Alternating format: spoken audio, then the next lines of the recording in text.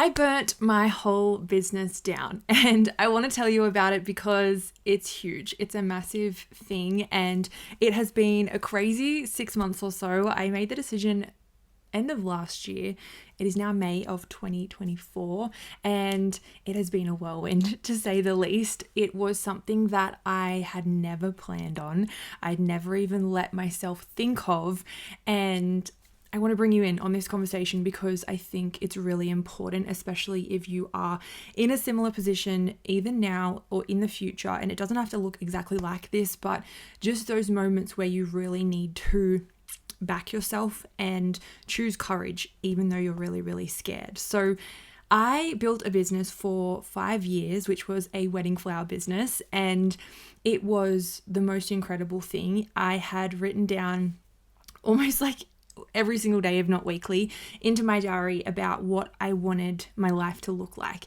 And on that, I had build a team, lease a warehouse, make 10K clients the standard, the minimum, land like a 20K client, buy my first home, travel overseas, become well known in the industry, get sales effortlessly, had all of that, right? And for 5 years, blood, sweat, and tears, absolutely went into it. I had no idea how to even be a florist, completely self-taught. I had no idea how to sell. I had no idea how to position myself as the go-to, as the authority. I had no idea how to create content, how to build a solid brand, how to attract dream clients. I had no idea how to do any of it, and I was just hungry for it. I was honestly just like, I saw other people doing it and I was like, why not me? Like, why can't that be me? And so I think it was a bit of delusion, which was a really powerful thing at the time, to just be like, why not? Like, just go for it. And I think that's a trait that is so underrated, is that delusion to just be like, just fuck it. Like, actually, why not? And just give it a go and see what happens. So that's exactly what I did. And I ticked off every single thing on that goals list. Every single thing got ticked off, and it was the coolest thing in the world. And then what happened was, during that time, about 2 years ago, I had a lot of people in my DM saying, how did you grow this business so fast? And how are you landing these clients? And what are you doing on social media? And all of these business owners just flooding my DMs of that first business, asking me all these questions. So I was like, I need to create a space for them, and also just to split the two up, because it was meant to be for my brides at the time. I wanted to split it up. So I created a second Instagram account, which was Flower Ed, because it was for florists, flower education, and I built that community. It kicked off like crazy. At the time, there were only literally, I could count on my one hand how many other coaches in the flower industry existed. And so it just went crazy. People needed these answers, and I was so happy to give them. So I poured my heart into the coaching business and launched, having no idea how to launch, having no idea how to create an offer. I didn't even know the coaching industry existed. Like, I just thought, oh, I'll just create this page and like start this community. But I was in no way, shape or form thinking, okay, I'm going to become a coach. Okay, I'm going to join the coaching industry. It literally just happened, the same as floristry. And I think that's where not having a plan can still work beautifully. And it did.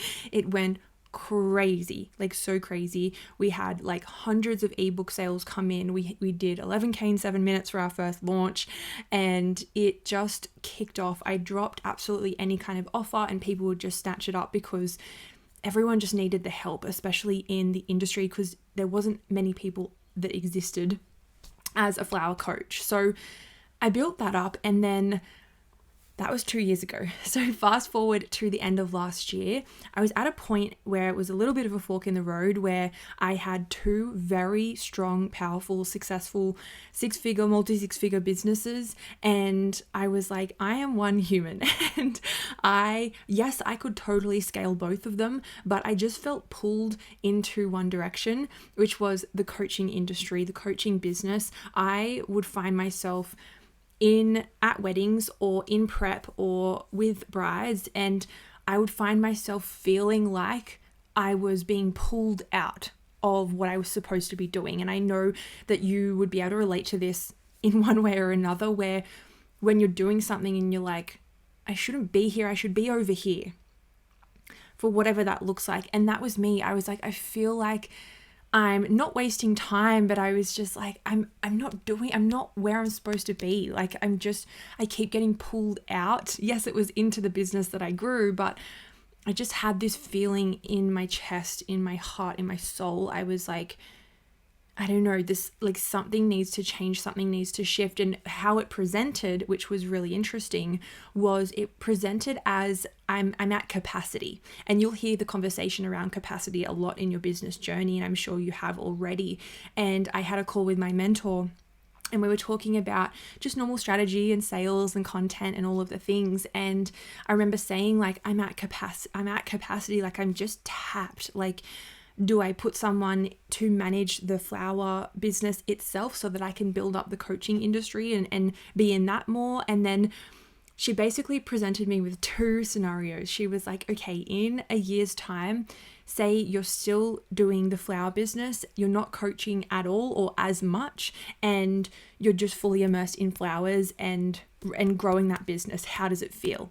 And at the time, I didn't even realize, but I was like, oh my gosh, I feel like, I remember I said to her, I feel like a cat getting dipped in water, where they're like I had this like constriction, resistance. I felt like a cat, like being placed in water, where it was just like everything just got tight. And then she was like, okay, cool, that's that answer. Park that. A year's time, you're in the coaching industry, you're no longer doing flowers, you're full-time coach. How does that feel? And I was like, far out, like boom, like there it is. And literally on the call, I had the biggest realization that I didn't actually want to be in that business anymore. And I bawled my eyes out and I said, I feel so bad, and I feel like I'm letting people down, and I feel like I'm giving up everything that I ever worked for, and I'm like everything came up in terms of emotions. Like, I'm being greedy, I'm being selfish, I'm letting down my girls, like my team, I'm letting down my brides, my clients, I'm letting down my partner, because that was a huge business at the time, was bringing in a lot of income, and there was a lot of security and safety in that, and a lot of time that he spent for free for me to build that business as well. I had a lot of overheads at the time. I had the van, the warehouse, the team, like there was so much that I had built up, and funnily enough, it was at the best spot it had ever been, ever.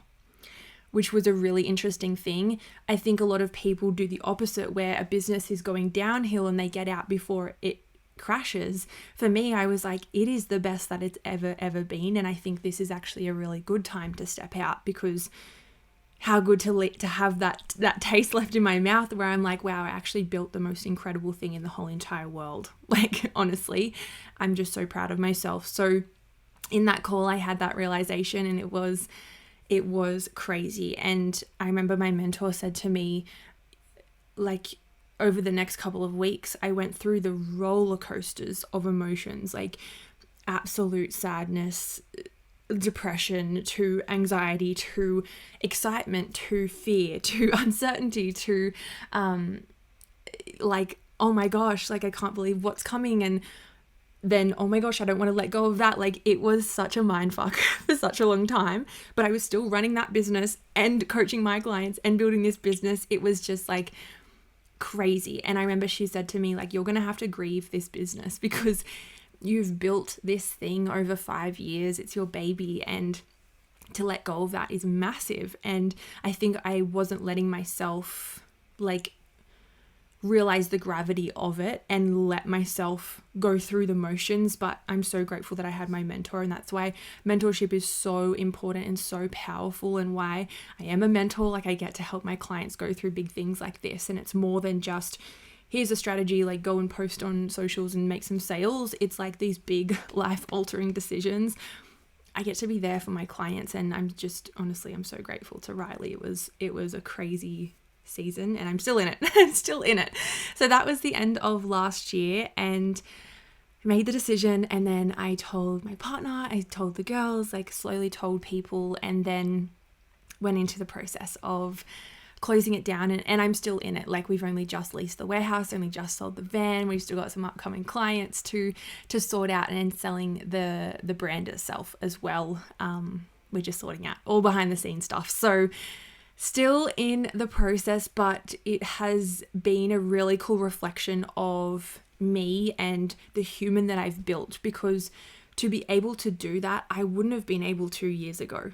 Like, there's just no way. And to be able to hold what I've had to hold over the last 6 months, however long it's been, like, it's crazy. It's so crazy. And so I actually do find it hard to put it into words, because you go through all this stuff behind the scenes, but then you're still showing up for life. Like, I'm still at the gym at 5 a.m. every morning, and I'm still like showing up for my partner, my relationship, and I'm still looking after those clients, and I'm still growing this business, and I'm still like just normal business stuff, like sales, content, brand, refinement, like back end customer service. Like, I'm still doing all of that and processing. And that's been the biggest thing, where it's been like, you actually can continue to move no matter what you're processing behind the scenes, because people use something that they're processing or dissolving as a reason to stop moving or stop showing up. And it's been so cool to be like, oh my gosh, I can be like bawling my eyes out and then I can still show up for my clients, and I can have a rough sleep and I can still go to the gym, and I can be so anxious and have uncertainty about the future, yet still continue to show up and move and make the big decisions. You get to do both. Like, duality just gets to exist, and it has to exist. I think as a business owner, it's one of the most important things to be able to hold that duality during those times. It's massive. Like, it's just huge. And what it really came down to was, one, just my passion. Like, I love this, and I actually feel like for the first time in my life, I'm finding something that is me, like my soul. I remember when I jumped into floristry and I was self-taught and all of the things, I never felt like I fit in. To be honest, I don't think I've ever said that out loud. I think I might have to one of my girls once, but I've never, like, I'll be at the flower markets and I'm like, I'm different to everyone. Like, I don't belong here. Like, this isn't my place. And same with the shop, or same with weddings, or whatever it might be. Like, I know I was amazing at what I was doing, and I know that I was welcomed, and that I am a good designer and things, but there was just that thing, that part of my soul, and it's a thing that you can't quite put into tangible things, where I was like, it's not clicking. Like, this isn't my purpose. Like, I wasn't put here to do this, as woo-woo as that sounds. And then I get into coaching, and I'm talking about mindset and becoming a better human and scaling and character traits and like business. And I'm like, this is it. Like, this is my jam. And even though I'm potentially not going to be doing this forever, and things are going to change, and I'm going to allow that evolution to take place, there's something about coaching and teaching and mentoring and sharing that it's me. Like, I love it. And I remember I used to live with my auntie, and we would spend so many mornings just sitting on the lounge, like dressing gowns, cups of tea, and we would just talk about life, and we'd get so deep, like the deepest D&Ms ever. And we would just talk for so long. And I remember she would always say, what was the sentence? Like, you're smarter than your age or something, whatever that sentence is. She's like, oh my gosh, the wisdom you have at your age is just insane. Or she'd say, far out, like, I've never thought of it like that, or whatever it might be. And like, she's like 50 and she'd be like, far out, like, constantly would just be like, what?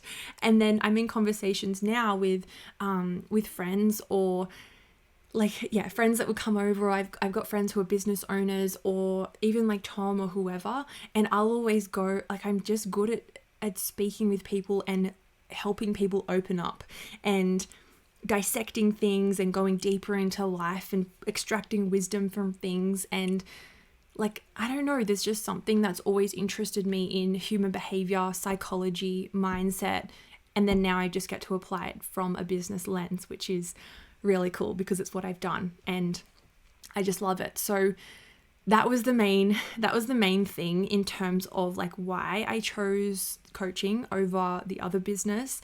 The other part that was crazy in terms of realization is that I was just so done trading time for money, and I was so not willing to just hold on to that business because it was deemed successful in the eyes of others. And that has been such a huge lesson in all of this, because so many people, every person that I tell is just like, oh my gosh, like, you're selling the business, like, far out. And I haven't had anyone who's been like, what are you doing? That's the dumbest decision ever, because I have very supportive people and I'm so lucky for that.